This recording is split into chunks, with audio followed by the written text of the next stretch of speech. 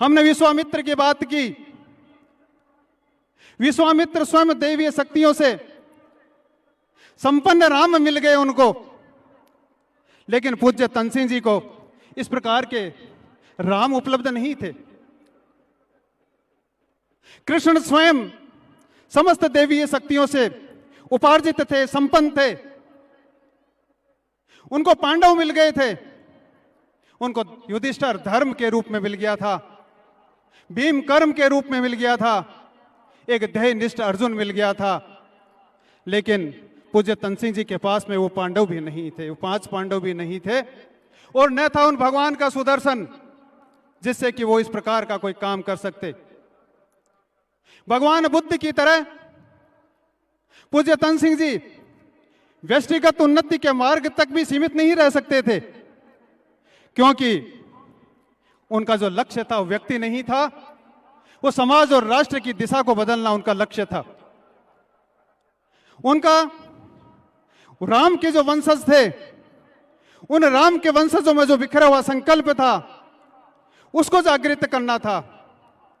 जो पांडव थे उनका पांडवों का जो पांडवत्व था, जो युधिष्ठिर की सत्य था, जो अर्जुन का ध्येय निष्ठा थी, जो उसका शौर्य था, उसका तेज था, उसको जागृत करने का प्रयास किया था। इसलिए उसके पांडवों के उस पांडवित्व को जागृत करके उसको संगठित करने का मार्ग उन्होंने प्रशस्त किया। वो स्वयं बुद्ध बनने तक सीमित नहीं रहे, बल्कि उन्होंने बुद्ध बनने की परंपरा को प्रतिष्ठापित किया। विश्वामित्र को वशिष्ठ द्वारा प्रशिक्षित राम मिल गए, कृष्ण को द्रोणाचार्य प्रशिक्षित पांडव मिल गए, लेकिन पूज्य तनसिंह जी के समय तक इस प्रकार की जो परिस्थिति थी, इस प्रकार के जो व्यवस्था थी, वो व्यवस्था भी छिन्न भिन्न हो गई थी। जो हमारे गुरुकुल थे जिनमें इस प्रकार का शिक्षण मिला करता था, वो सारा का सारा इस प्रकार का शिक्षण समाप्त हो गया था। इसलिए अब न वशिष्ठ थे और न द्रोणाचार्य उपलब्ध थे। इसलिए पूज्य तनसिंह जी को उस विश्वामित्र की भूमिका के साथ साथ कृष्ण के उन गीतोक्त कर्म के प्रशिक्षण के साथ साथ उस द्रोणाचार्य की भूमिका भी निभानी थी और वशिष्ठ की भूमिका भी निभानी थी। उनको वो आधार भूमि तैयार करनी थी जिस पे गीता का ज्ञान अवतरित किया जा सके। अगली परिस्थिति पूज्य तनसिंह जी के सामने थी कि राम, कृष्ण और पांडवों के वंशज जो उपलब्ध थे उनके पास में, उनका संकल्प, उनका पुरुषत्व, उनका ध्येय निष्ठा, उनका शौर्य, उनका तेज, उनकी दृढ़ता और जो भी क्षत्रिय गण होते हैं, वो सारे के गुण शताब्दियों से सुप्त थे। लेकिन एक व्यक्ति के जीवन काल में, अभी हमने बात की, गजेंद्र सिंह साहब कह रहे थे कि 75 साल कोई बहुत ज्यादा बड़े नहीं होते हैं। पूज्य तनसिंह जी की भी एक निश्चित उम्र थी और उस व्यक्ति के जीवन काल में कुछ वर्षों में इस प्रकार का जागृत करना संभव नहीं था। शताब्दियों के प्रयास की आवश्यकता और एक ऐसी प्रणाली की आवश्यकता थी पूज्य तनसिंह जी को, जो इस प्रकार से एक निरंतर और नियमित रूप से उसमें आने वालों को उस विश्वामित्र की पीड़ा को जागृत कर सके, उस विश्वामित्र की पीड़ा को जागृत करके वो उसको वशिष्ठ भी बना सके और उस राम के गुण भी वो दे सके। इस प्रकार की प्रणाली उनको अपनानी थी। उनमें वशिष्ठ और राम दोनों को उनके अंदर जागृत करने थे। क्षत्रिय युवक संघ एक ऐसी प्रणाली है जो शास्त्र के अभ्यास द्वारा अंतर को जागृत करती है और फिर ऐसे अंतर से जो जागृत लोग होते हैं उनको युगानुकूल, उनको शास्त्र अपनाकर, शस्त्र अपनाकर संसार को हमारे आदर्शों के अनुरूप भेजता है। लेकिन हम कहें कि जिस प्रकार से अभी बात कही कि ये कोई काल सापेक्ष काम नहीं है, कोई समय के काम नहीं है, कोई परिस्थिति विशेष का भी काम नहीं है, बल्कि उस शाश्वत आवश्यकता की पूर्ति है क्षत्रिय युवक संघ, जिसकी पूर्ति के लिए नृसिंह अवतार होता है, वाराह अवतार होता है, भगवान राम अवतार लेते हैं, भगवान कृष्ण अवतार लेते हैं और अवतार लेते हैं, भगवान बुद्ध आते हैं, भगवान महावीर आते हैं, रामदेव, जाम्बोजी और अभी जो हमने बहुत हमारे क्षत्रिय पूर्वज हुए हैं वो सारे आए हैं। इस प्रकार के जब लोग आते हैं तब जाकर इस प्रकार का निर्माण होता है और पूज्य तनसिंह जी को भी यही प्रणाली अपनाने की बात थी। और इसीलिए क्षत्रिय योग संघ उस पुरुष को पुरुषोत्तम बनाने का काम करता है। क्षत्रिय योग संघ उस मानव को उस महामानव बनाने का काम करता है और राजपूत को क्षत्रिय बनाने की प्रयोगशाला है क्षत्रिय युवक संघ। और इस प्रयोगशाला में तनसिंह जी ने कार्य आरंभ किया। वे जानते थे कि सृष्टि का एक शाश्वत नियम है और यहां पतन स्वाभाविक है और उत्थान है वो थोड़ा दुरूह होता है, कष्ट साध्य होता है। व्यक्ति को नीचे गिरने के लिए किसी प्रकार का प्रयास नहीं करना पड़ता है, लेकिन ऊपर उठने के लिए उनको प्रयास करना पड़ता है। हम जानते हैं पहाड़ी से यदि पानी को गिराना हो तो उसके लिए कुछ करना नहीं पड़ता, पानी को गिरा दीजिए, वो नीचे अपना आप नीचे आ जाएगा। लेकिन उसी पानी को यदि पहाड़ी पर ऊपर ले जाना हो तो हमको पाइप लगाना पड़ता है। हम जानते हैं कि आकाश से जब तारा और उल्कापिंड गिरते हैं तो स्वतः ही पृथ्वी की ओर आते हैं और वो गुरुत्वाकर्षण के कारण इस प्रकार से होता है। उसके लिए उनको प्रयास नहीं करना पड़ता है। लेकिन किसी रॉकेट को ऊपर उठाना हो तो क्रायोजेनिक इंजन लगाना पड़ता है। और इसी प्रकार से हमको व्यक्ति को देखें, यदि व्यक्ति को नीचे गिरना है, व्यक्ति को दुष्प्रवृत्तियों में शामिल होना है, उसको दुष्प्रवृत्तियों का दामन थामना है, उसको जीवन में गलत कुछ काम करने हैं तो उसको कुछ करने का प्रयास नहीं करना है, बल्कि सड़क पे चलता हुआ एक साधारण व्यक्ति भी उसका ट्रेनर बन सकता है, उसको प्रशिक्षण दे सकता है। व्यक्ति को यदि अपने जीवन में ऊपर उठना है, व्यक्ति को अपने के अंदर व्यक्तित्व सुधार लाना है, अपने व्यक्तित्व को बदलना है, अपने चिंतन और भावना को बदलना है, तो उसके लिए फिर प्रयास करना पड़ता है और उसके लिए गंभीर पुरुषार्थ की आवश्यकता है। और उस गंभीर पुरुषार्थ के साथ साथ आवश्यकता है उसे बदलने के लिए एक कार्य प्रणाली की। क्षत्रिय युवक संघ एक ऐसी ही कार्य प्रणाली की बात करता है जो नियमित रूप से, जो निरंतर रूप से सत्संग देता है, जो इस प्रकार का अभ्यास कराता है। पूज्य तनसिंह जी ने इसी परंपरा को आगे बढ़ाते हुए एक सामूहिक संस्कार में कर्म प्रणाली का आगाज किया, उन्होंने बनाया और उस मार्ग पर चलते हुए अणुव्रत से महाव्रत की ओर बनाकर सच्चा क्षत्रिय का निर्माण बनाने की एक कार्यशाला प्रारंभ की और यही है क्षत्रिय युवक संघ का मार्ग। पूज्य तनसिंह जी का एक गीत की पंक्ति आती है, वह होगा न नया पाठ फूला सा फिर दोहरेगा। क्षत्रिय युवक संघ कोई नया सिद्धांत प्रतिपादित नहीं कर रहा है, बल्कि भारत के उस दर्शन को ही प्रतिस्थापित करने का प्रयास कर रहा है जिसके लिए हमारे महान पूर्वजों ने अपना जीवन जिया। इस प्रकार संघ उसी लक्ष्य को के लिए जीने और मरने की बात करता है जिसे हमारे पूर्वजों ने जीना और मरना हमको सिखाया है। क्षत्रिय योग संघ एक युग सापेक्ष साधन संगठन है और ऐसे लोगों का संगठन जिनका अंतर जागृत हो, ऐसे व्यक्तियों को अपने आंगन में बुलाकर उनका अंतरावलोकन की क्षमता विकसित कर उनके अंतर को जागृत करता है और अंतर को जागृत करके ऐसा प्रयास करते करते एक ऐसा संगठन का निर्माण कर रहा है जो संसार में एक सतोगुणीय जातीय भाव का निर्माण कर रहा है। संगठन के अंदर यदि हम माने कि क्षत्रिय योग संघ में पूज्य तनसिंह जी के साथ द्वारा जागृत इस संगठन की ज्योत के अंदर पूज्य आयुवान सिंह जी का भी हमने वीडियो विजुअल देखा, पूज्य नारायण सिंह जी का हमने वीडियो विजुअल देखा और आयुवान सिंह जी का पुरुषार्थ इसमें शामिल हुआ, नारायण सिंह जी की तपस्या इसमें शामिल हुई और पिछले 32 वर्षों से माननीय भगवान सिंह जी के मार्गदर्शन में संघ किस प्रकार से हमारे समाज में सर्व स्वीकार्य हुआ है, आज हम इसका उदाहरण जीता जागता देख रहे हैं। क्षत्रिय युवक संघ एक प्रगतिशील संगठन है, इसमें किसी प्रकार की कोई अतिशयोक्ति नहीं है। हमें अनुभूत सत्यों पर दृढ़ रहना और नवीन सत्यों को अंगीकार करना सिखाया गया है। हमारे मार्गदर्शकों ने हमें अपने जीवन को आदर्श बनाकर हमको सिखाया है कि साध्य कभी पुराना नहीं हुआ करता है, साध्य तक पहुंचने के लिए जो मार्ग है वो कभी स्थायी नहीं हुआ करता है।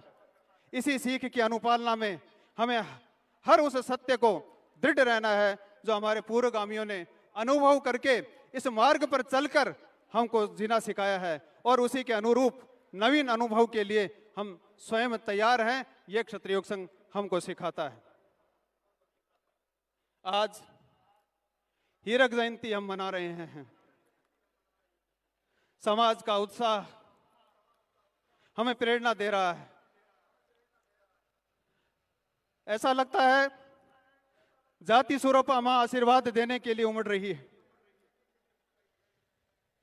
तन सिंह जी कह रहे हैं जैसे कि इस आशीर्वाद को विनम्रता पूर्वक स्वीकार करना, उस कारण को नहीं भूलना है जिसके कारण हमको इसका आशीर्वाद मिल रहा है। वो कारण वो दूर बैठे उस डाणी में बैठे उस शाखा के रूप में जिसने तपस्या की, उसका परिणाम जो हमें यहां दिखाई दे रहा है।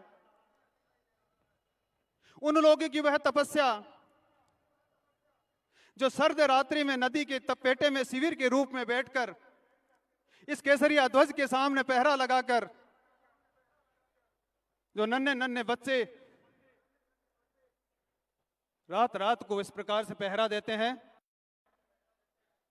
उस तपस्या का यह परिणाम है। उस तपस्या को हमको अब गुणित करना है।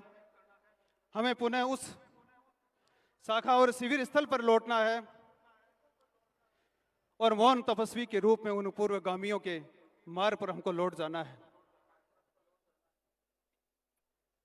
क्षत्रिय योग संघ आज यही कहता है, हम समाज माता के पुत्र हैं। निश्चित रूप से हमारी माता की हमारे से बहुत कुछ अपेक्षाएं हैं और हर समस्या के लिए हमारे से अपेक्षा करेगा। क्षत्रिय योग संघ कहता है कि किसी भी अपेक्षा की उपेक्षा नहीं करनी है, लेकिन क्षत्रिय योग संघ अपनी मूल साधना में किसी प्रकार की शिथिलता लाए बिना हर प्रकार की समाज की जो समस्या है उसका यथाशक्ति और यथासंभव हर अपेक्षा की पूर्ति अपने योग और अपने बलबूते के अनुसार करता है, क्योंकि वो मानता है कि क्षत्रिय योग संघ की जो साधना है वो समाज सापेक्ष है। समाज की हर समस्या हमारी अपनी समस्या है। समाज के विरुद्ध होने वाला प्रत्येक षड्यंत्र हमारे ऊपर होने वाला षड्यंत्र है। समाज पर होने वाला हर आक्रमण हमारे ऊपर होने वाला आक्रमण है।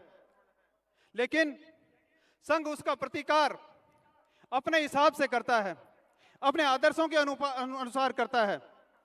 हम आज जो देश में चल रहा है कि जैसे को तैसा, उस परंपरा की हम बात नहीं करते। यह हमारा कभी आदर्श नहीं रहा है।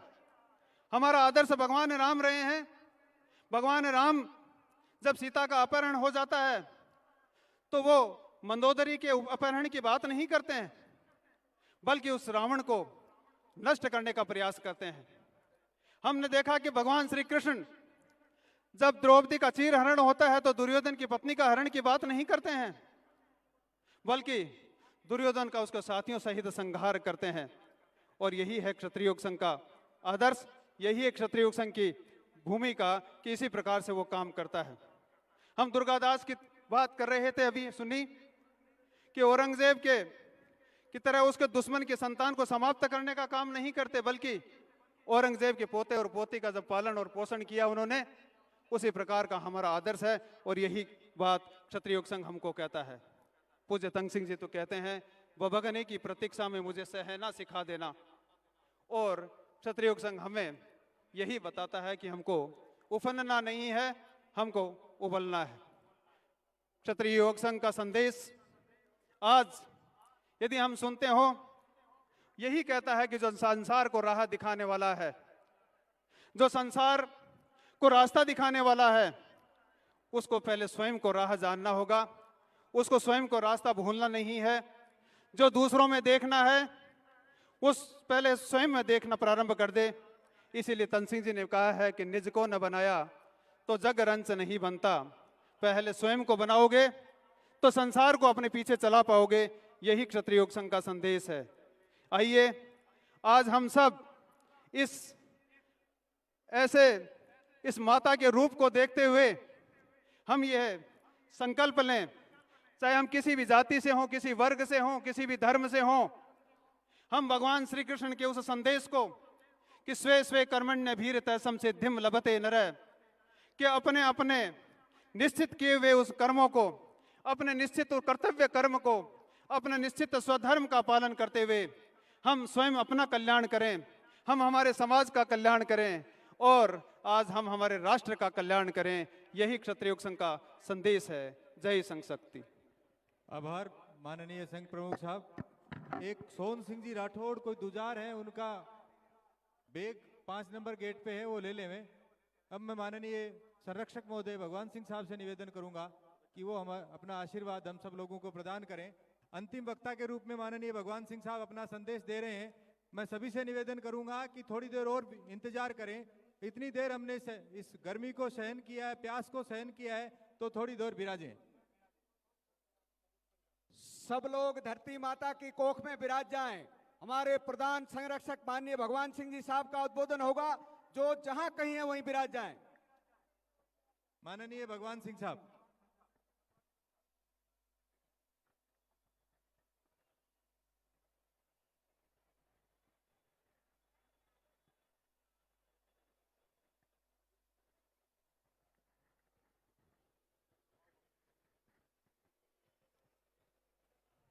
परम पिता परमेश्वर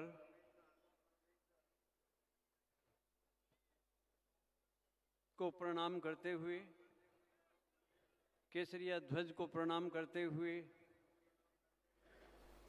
संघ के संस्थापक पूज्य तन सिंह जी को प्रणाम करते हुए और मेरे आध्यात्मिक गुरु स्वामी अड़गड़ानंद जी को प्रणाम करते हुए आप सबको भी प्रणाम करता हूँ।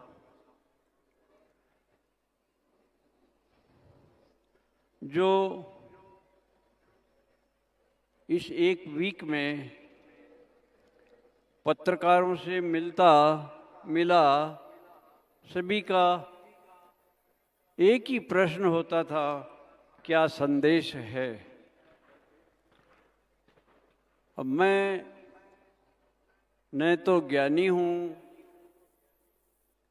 न कोई कर्मठता है, न कोई भक्ति है तो केवल सद्गुरु और परमेश्वर की कृपा मात्र है। यही संदेश है मेरे पास। आप सब लोग जो बैठ के सुन रहे हैं, हीरक जयंती के समारोह में बहुत विस्तार से और व्यापक तौर पर क्षत्रिय के संबंध में, क्षत्रिय युवक संघ और राजनीति के संबंध में, क्षत्रिय युवक संघ और संगठन की शक्ति के महत्ता के रूप में सभी वक्ताओं ने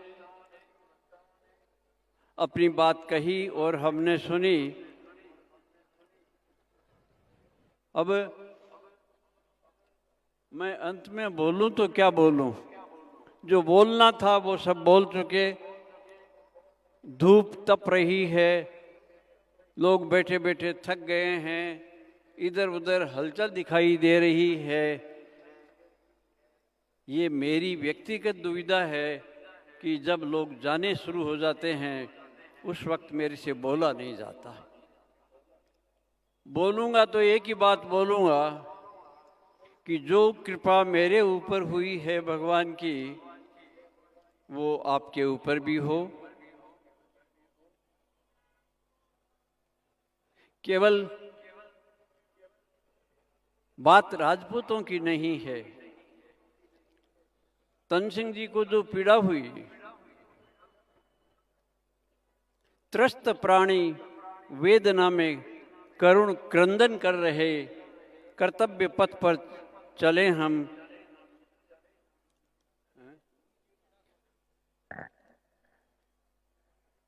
अब ये बुढ़ापा है, वो आप जोड़ लेना।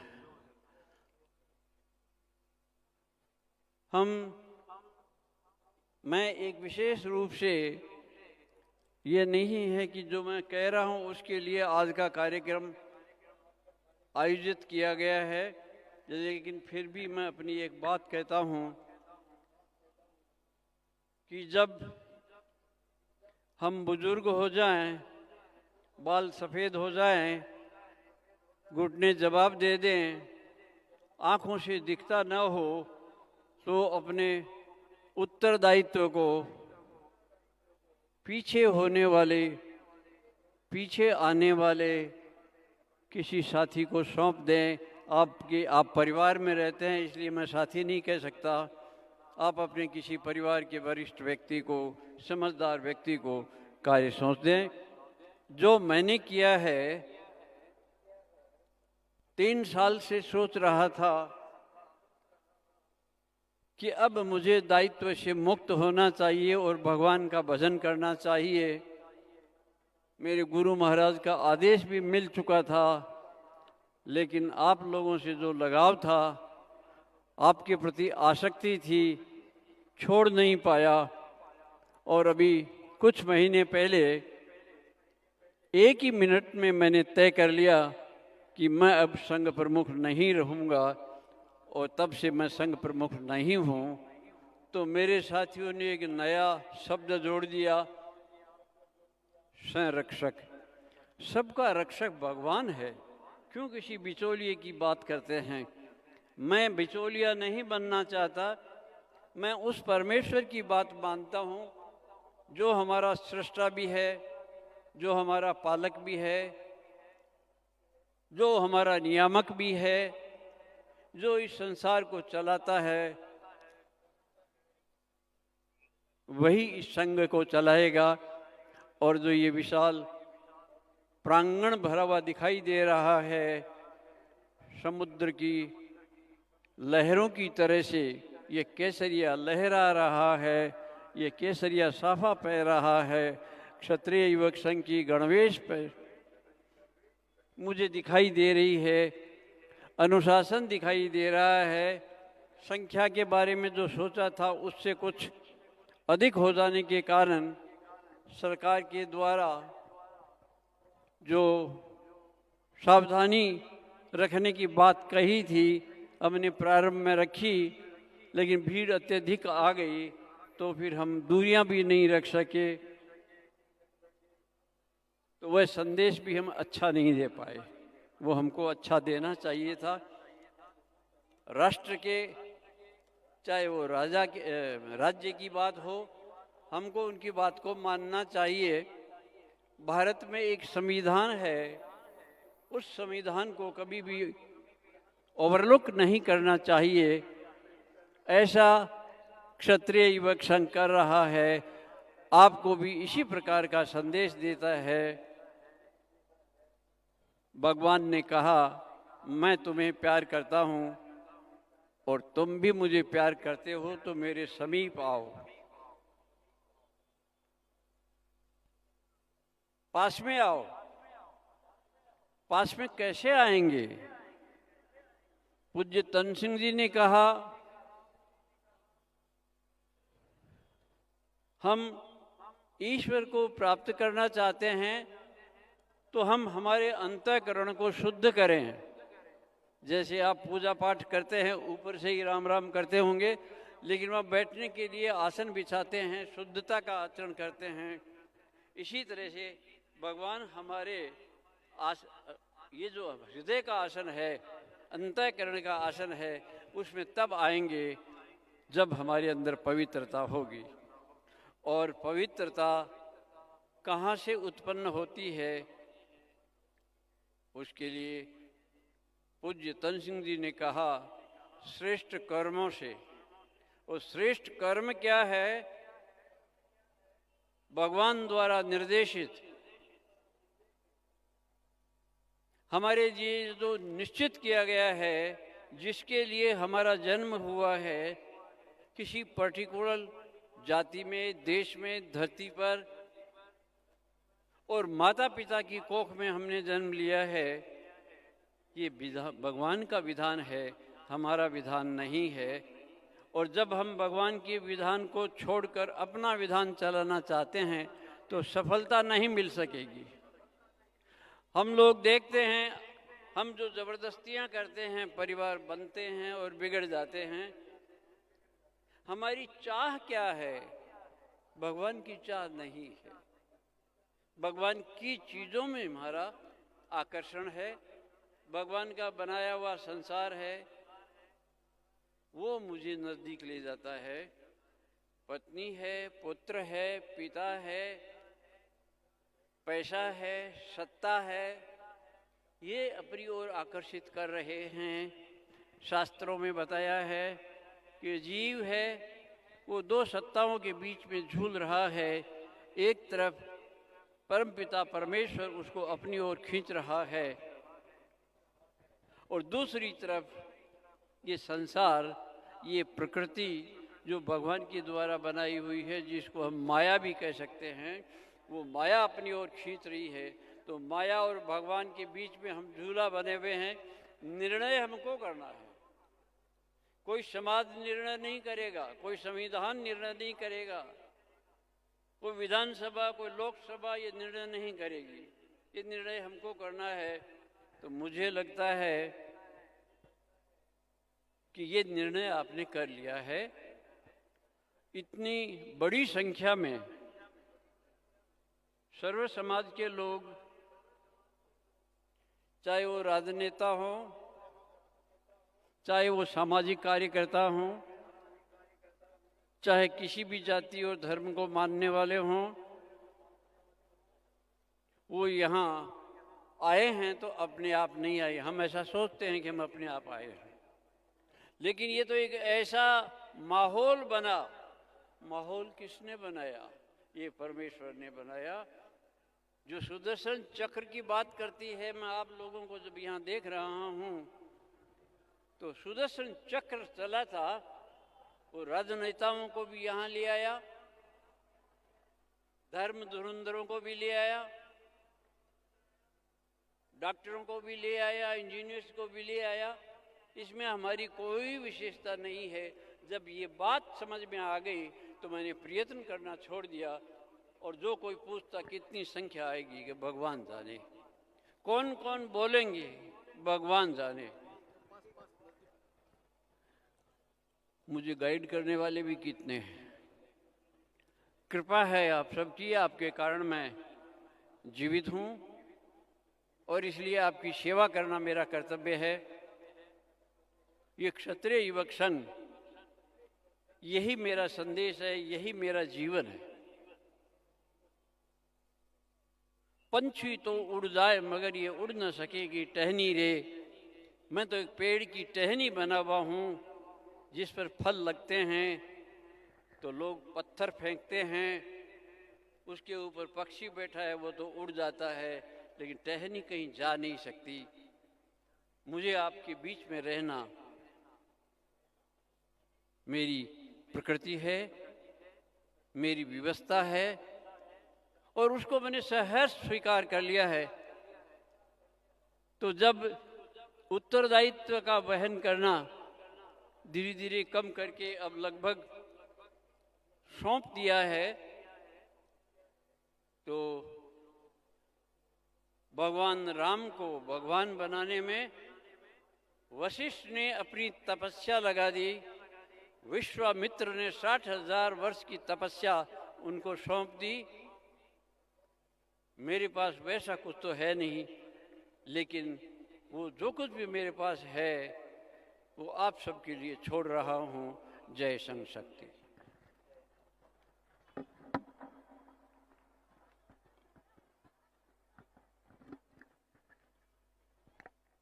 आभार माननीय भगवान सिंह साहब। कुछ लोगों के नाम, बहुत सारे लोगों के नाम छूट गए हैं बोलने से। कुछ लोगों के नाम फिर जो मुझे ध्यान में आए, हमारे साथियों के ध्यान में आए हैं, मैं निवेदन करना चाहूँगा।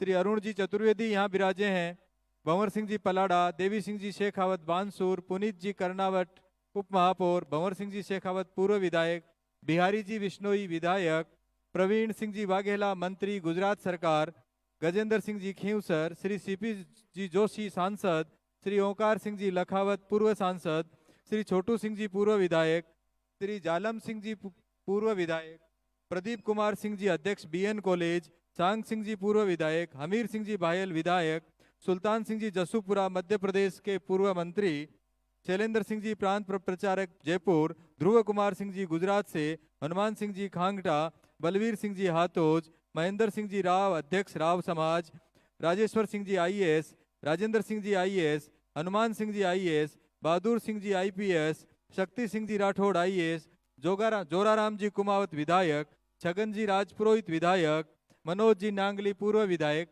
आदि अनेक लोग भी यहाँ कार्यक्रम में उपस्थित हैं। अब कार्यक्रम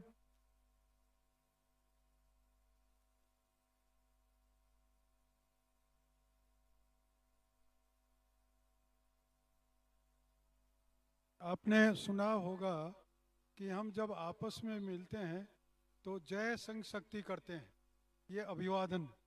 कुछ लोगों को गलतफहमी है कि संघ शक्ति जो हमारी मासिक पत्रिका है उसकी जय की बात कर रहे हैं।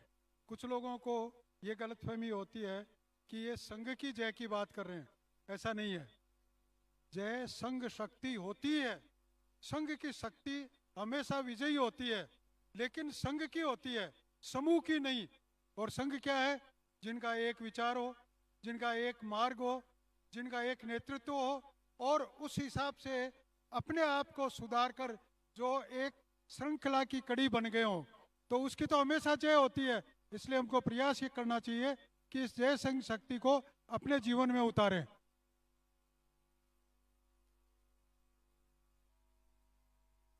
अब कार्यक्रम समापन की ओर है। मैं निवेदन करूंगा यहाँ से विसर्जित होते समय जो लोग विराजे हैं वो एक बार विराजे रहें, और जो लोग खड़े हैं वो लोग धीरे धीरे बाहर ध्वज का अवरोहण होने के बाद धीरे धीरे निकलें, जिससे एक साथ लोड नहीं पड़े, कोई किसी के साथ कोई एक दूसरे से बिछुड़े नहीं। इसलिए जो लोग पहले बैठे हैं वो बैठे रहें, और जो लोग रवाना हो रहे हैं, खड़े हो चुके हैं, वो धीरे धीरे रवाना हो। उससे पहले मैं माननीय संघ प्रमुख साहब से निवेदन करूंगा और संरक्षक महोदय से निवेदन करूंगा कि वे ध्वज का अवरोहण करावें।